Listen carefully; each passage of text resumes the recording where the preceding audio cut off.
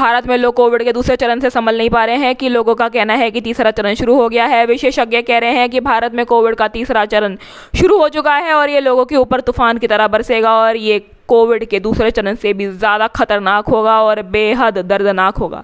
सुप्रभात, मेरा नाम पलक साथ, आपका स्वागत है द भोपाल न्यूज़ में। आज हम आपको लेके चलते हैं कोविड के तीसरे चरण के एक और बेहद बड़ी खबर सामने खुलकर आई है। सुप्रीम कोर्ट का दावा है कि अगर हम लोग भारत के दूसरे चरण को नहीं बचाएंगे तो हम भारत को उसके तीसरे कोविड के चरण से कैसे बचा पाएंगे। कई साइंटिस्ट का कहना है कि भारत में तीसरा चरण शुरू हो गया है।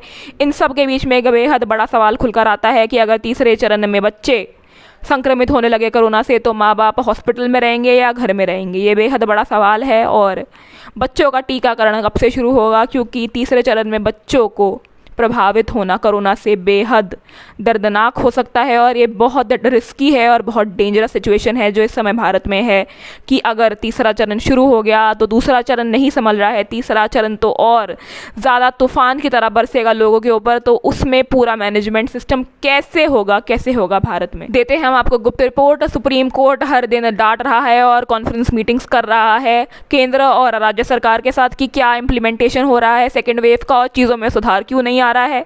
अगर भारत दूसरा वेव नहीं संभाल पाया, दूसरा चरण नहीं संभाल पाया कोविड का, तो वो कोविड का तीसरा चरण कैसे संभाल लेगा। क्या है आपका प्लान, क्या है आपकी योजना।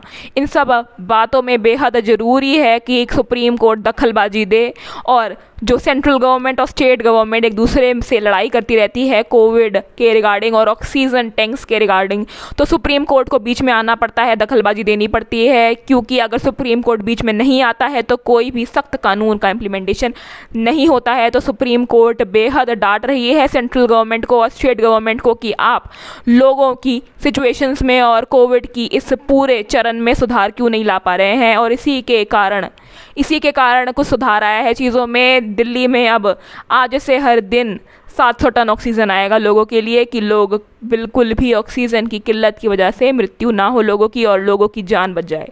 इसी के साथ मैं पलक साथ आपसे अलविदा मांगना चाहूँगी, कहना चाहूँगी आप हमारे चैनल को सब्सक्राइब करें, आप हमारे साथ बने रहें द भोपाल न्यूज़ में और हमें देखते रहें। धन्यवाद।